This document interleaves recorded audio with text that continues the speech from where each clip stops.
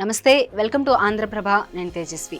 ఒక్క సంక్షేమ పథకాలలో తప్ప ఇతర విషయాలను జగన్ సర్కార్ పెద్దగా పట్టించుకున్న దాఖలాలు లేవు.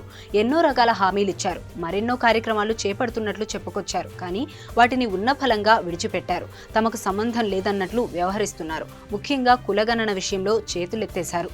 దేశవ్యాప్తంగా కొన్ని రాష్ట్రాలు కులగణనను చేపట్టాయి. అందులో ఏపీ కూడా ఉంది.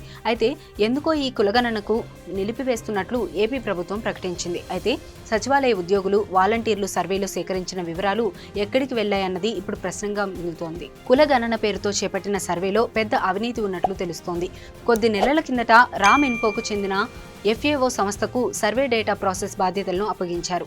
ఈ నెల 20 వరకు కులగణన సర్వే ప్రక్రియ రాష్ట్ర వ్యాప్తంగా జరిగింది. దీని నిర్వహణ బాధ్యతను ప్రణాళిక శాఖ చూసింది. కానీ సర్వే చేసింది మాత్రం సచివాలయ ఉద్యోగులు, వాలంటీర్లే. అప్పట్లో సమగ్ర సర్వేను చేపడుతున్నామని, ఈ కులగణన దేశానికి ఆదర్శమని, దీనిని ఒక పుస్తక రూపంలో చేస్తామని చెప్పుకొచ్చారు.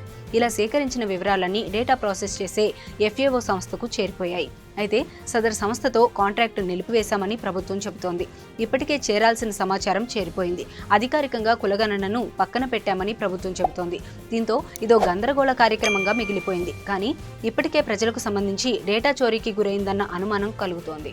అయితే ఈ సర్వేలో కేవలం కులాల వివరాలే సేకరించలేదు. ఆర్థిక పరిస్థితి, ఆస్తులు, ఇళ్లలో ఉండే పశువులు, గొర్రెలు, వంట కోసం వినియోగిస్తున్న గ్యాస్, విద్యుత్ స్టవ్, వంట చెరకు, గోబర్ గ్యాస్, బయో ఇంధనం వంటి వాటి వివరాలను సమగ్రంగా తెలుసుకొని సర్వే పూర్తి చేశారు. ఆదాయ వనరులు, వారికున్న వ్యవసాయ భూమి, ఇల్లు వంటి వాటిపైన వివరాలతో పాటు అంతకు మించి ఆస్తిపాస్తులు ఉన్న సమగ్రంగా వివరాలను సేకరించారు. అయితే ఇది కులగణన కోసం చేసింది కాదని, రాజకీయ లబ్ధి కోసమేనని అప్పట్లో ఆరోపణలు వచ్చాయి. ఇప్పుడు వివరాల సేకరణ తర్వాత కులగణనను నిలిపివేయడంతో ఈ అనుమానాలకు బలం చేకూరుతోంది. ఇలా చోరీ చేసిన డేటా ఎక్కడికి వెళ్లిందన్న అనుమానం సర్వత్రా నెలకొంది.